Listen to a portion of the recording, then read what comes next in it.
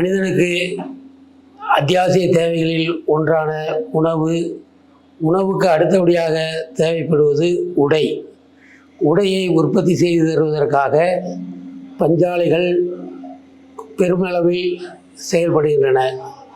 இந்தியாவில் குறிப்பாக தென்னிந்திய மான்செஸ்டர் என்று சொல்லக்கூடிய கோயம்புத்தூரில் பஞ்சாலைகள் அதிகம் ஒரு காலத்தில் இருந்தது.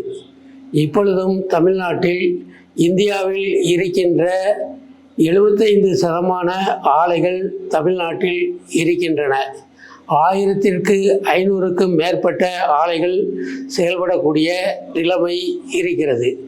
இந்த நிலையில் தனியார் ஆலைகளாக இருந்த ஆலைகள் உரிமையாளர்கள் வங்கி கடனை கட்டாமல் போனது, வருங்கால வைப்பு நிதி தொகையை செலுத்தாமல் போனது, தொழிலாளிகளிடமிருந்து பிடித்தம் செய்யக்கூடிய நாணயச்சங்க கடனை செட்டாமல் இருந்த காரணத்தினால் தவறான நிர்வாகத்தின் காரணமாக திவாலான நிலையில் அதை மாற்ற வேண்டும் என்பதற்காக அரசு திட்டமிட்டு மாற்றங்களை உருவாக்கியது.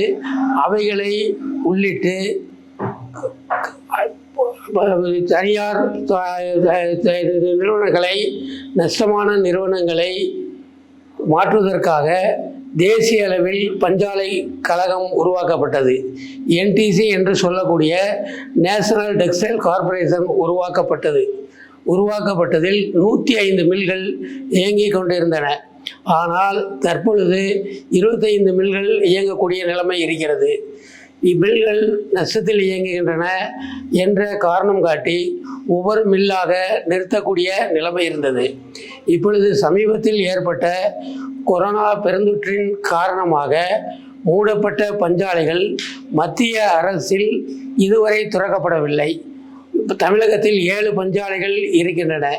கோயம்புத்தூர் 5 பஞ்சாலையும், சிவகங்கை மாவட்டத்தில் 1 பஞ்சாலையும், ராமநாதபுரம் மாவட்டத்தில் 1 பஞ்சாலையும் இருக்கிறது.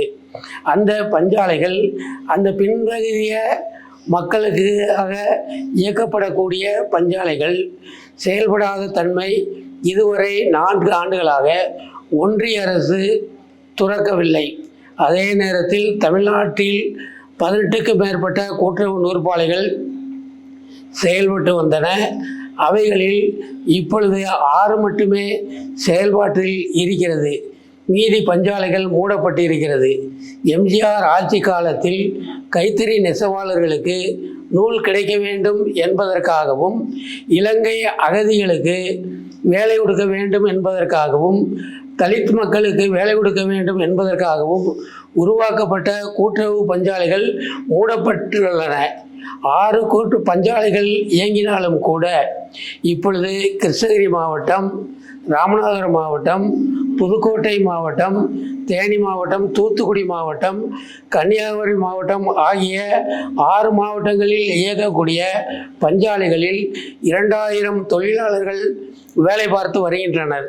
அவர்களில் நிரந்தர தொழிலாளர்கள் எண்ணிக்கை 250க்கும் குறைவு.